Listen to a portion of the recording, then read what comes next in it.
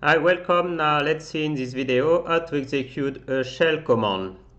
So using your file manager, and in this case we're going to use OnCommander Pro file manager that you can download at oncommander.com, and we're going to use the generated tutorial.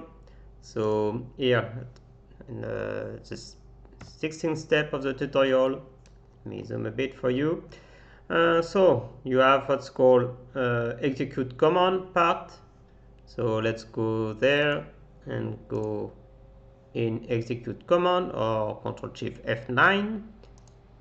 Then you can choose different shells. If you have more than one installed, then you see this is the directory where the command is going to be executed. So you can just execute a simple command like dir for Windows, but you can, if you're on macOS, you can enter ls, for example. Then you tap enter. What it will do is it's going to open a new shell and also execute the command for it. So here you see it has executed the dir, and then I can see also the result over there, and I can continue if I wanted to do more things in this directory.